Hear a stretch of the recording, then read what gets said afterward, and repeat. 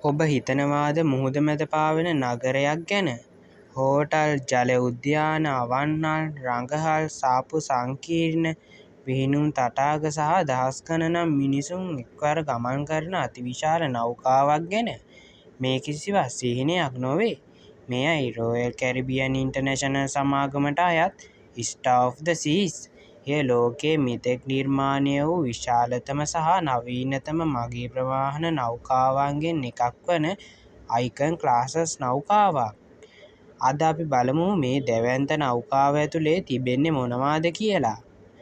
මේ නෞකාව ගැන ඉස්සෙල්ලාම අපි කතා කරොත් ස්ටාර් ඔෆ් ද සීස් යනු රොයල් කැරිබියන් සමාගමට විසින් නිර්මාණය කරන ලද දෙවන අයිකන් ක්ලාස් සුපිරි නෞකාවයි. මෙම නෞකාව ෆින්ලන්තයේ මේයර් තුර්කි ෂිප්යාඩ්හි ඉදිකරනු ලැබුවා. එහි දිග මීටර් 365ක් පමණ වන අතර උස මහල් 20කට සමාන වෙනවා. එහි බර ටොන් 2,50,000කට වැඩියි. එය ලෝකයේ විශාලතම මගී නෞකාවන් අතරට අයත් වෙනවා. මේකේ මගීන් 7,600කට වැඩි පිරිසක් සහ කාර්ය මණ්ඩලය 2,300කට ආසන්න පිරිසක් එකවර ගමන් කළ හැකියි. ඒ කියන්නේ එකවර 10,000කට ආසන්න මිනිසුන් මේ නෞකාව තුළ සිටිය හැකියි. එය කුඩා නගරයක ජනගහනයට සමානයි. ස්ටාර් ඔෆ් ද සීස් ඇතුලේ ඔබට හමුවන දේ මේවා. විශාල ස්විමින් පූල්ස් කිහිපයක්, ලෝකයේ විශාලතම ක්‍රූස් වෝටර් පාර්ක් එක, ආටිෆිෂල් බීච්, අවන්හල් සහ කැෆේ 40කට ආසන්න ප්‍රමාණයක්. ඊට පස්සේ shopping area, surf simulator, ice skating area, central park ලෙස හැඳින්වෙන සජීවී ගස් සහිත විවෘත උද්‍යානයක්. මේ සියල්ල එකම නෞකාවක් තුළ තිබීම පුදුම සහගතයි නේද?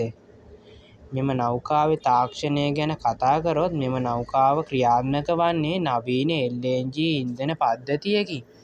ඒ නිසා සාම්ප්‍රදායික ඉන්ධන භාවිතයට වඩා පරිසරයට ඇති බලපෑම අඩු කිරීමට උත්සාහ කර තිබෙනවා.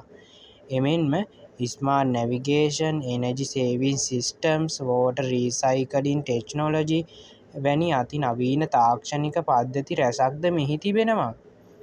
මේකේ ගමන් මාර්ගය ගැන කතා කරොත් කැරිබියන් ක්‍රූස්, බහමාස්, පර්ෆෙක්ට් ඩේ ඇට් කොකෝ කේ වැනි ජනප්‍රිය සංචාරක ගමනාන්ත වෙත ගමන් කරනවා. ස්ටාර් ඔෆ් සීස් යනු නෞකාවක් පමණක් නොවේ. එය මුහුද මැද පාවෙන සුපිරි නගරයක් කිව්වොත් නිවැරදියි.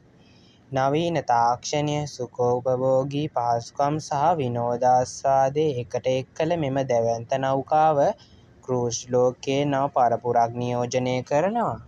ඔබට අවස්ථාවක් ලැබුණොත් මේ නෞකාවේ සංචාරය කරන්න කැමතිද? ඔබේ අදහස පහලින් කමෙන්ට් කරන්න.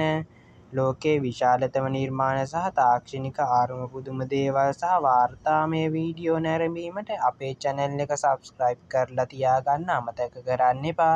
එහෙනම් අලුත් වීඩියෝකින් තවත් දවසක හමු වෙනතුරු ඔබට සුබ දවසක්.